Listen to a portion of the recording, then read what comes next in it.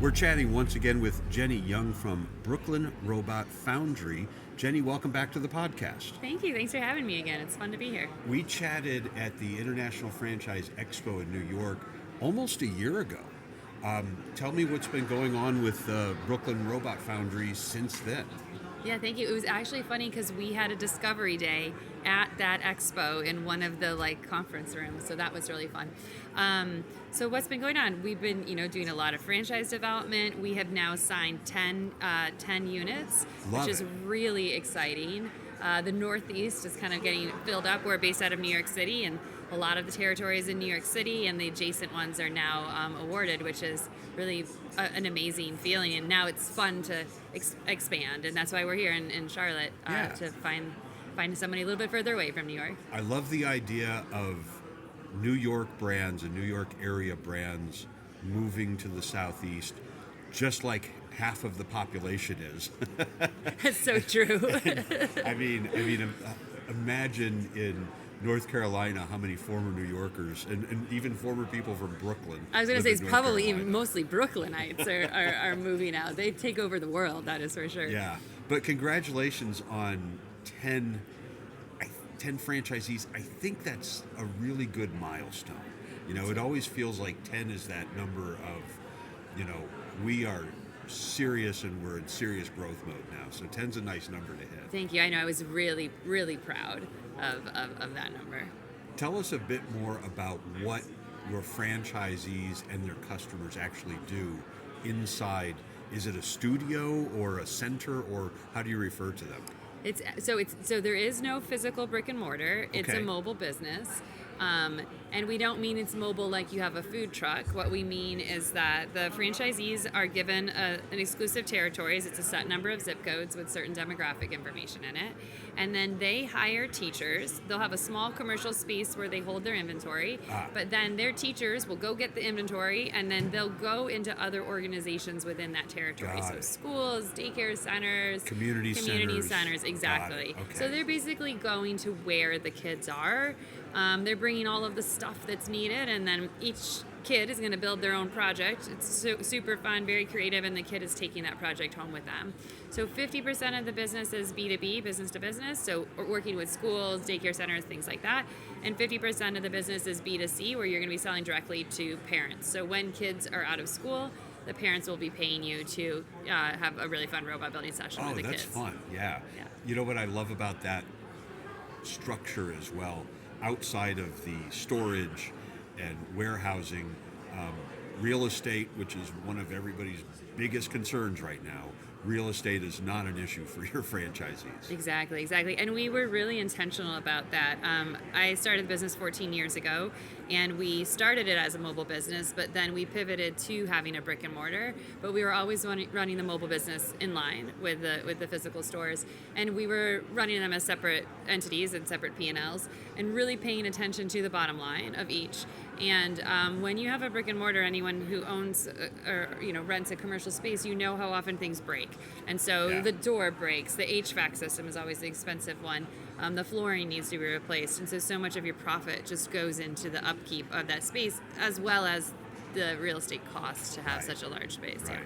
I've been asking a lot of the brands here at Franchise Expo Charlotte, really what's their differentiator, what makes them unique, but it feels like everything you guys do is a bit unique, right? Oh gosh, that's really nice. Thank you. I think it's really unique, and it's also really exciting and fun. But yeah, I think what a couple things that make us unique is that we are mobile. The upfront cost is low, and you will run your first class so long as you're doing what you're supposed to in training at month 4. And then the other thing is our curriculum is really unique.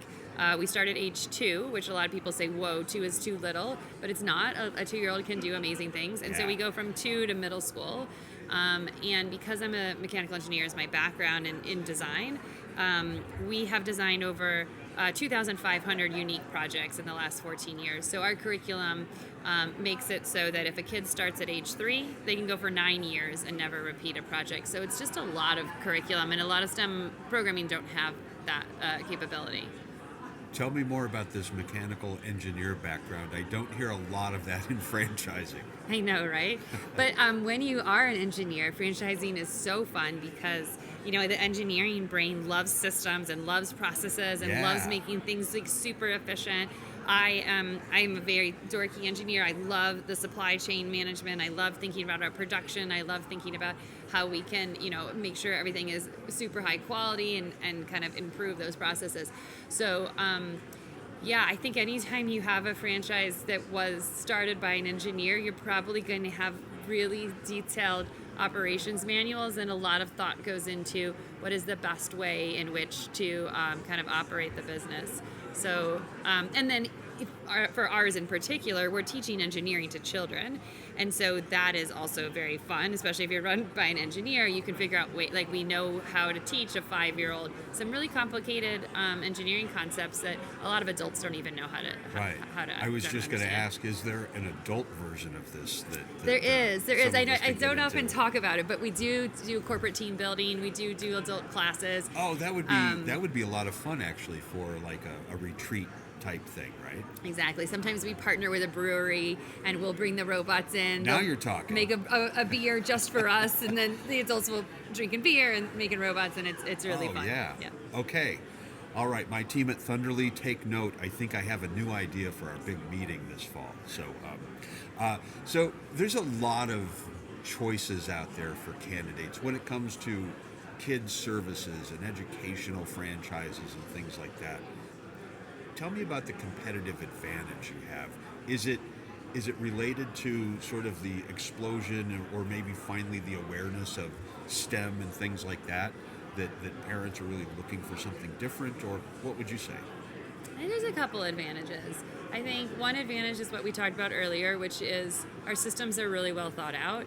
And we spent about 5 years getting everything out of my head and turning it into a process. So not everybody does that, and we probably overdid it. But so when franchisees come in, they feel really supported and they feel like they know what they're supposed to do.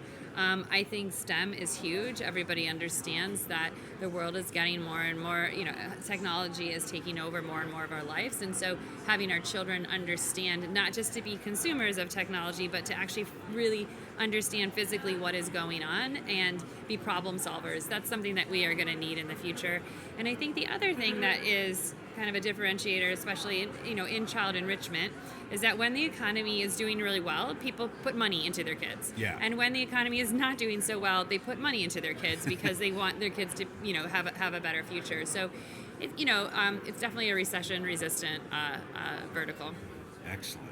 So if any candidates or people looking for a new opportunity would be interested to learn a little bit more, where do you like to connect with people? Website, LinkedIn, where should we send folks? Well, you can go anywhere, but probably the easiest thing would be to come to our website, which is brooklynrobotfoundry.com. And then up at the top it says, we're franchising. So you can click on that and you can input your information into the form, and then we'd be happy to have a conversation. We have an 8-step discovery process. The intent of the process is for you to learn about us, for us to learn about you, and see if it's a good fit for you. So it's a really low stakes. It's not really a sales process. It's really more of just a discovery. Yeah, love that.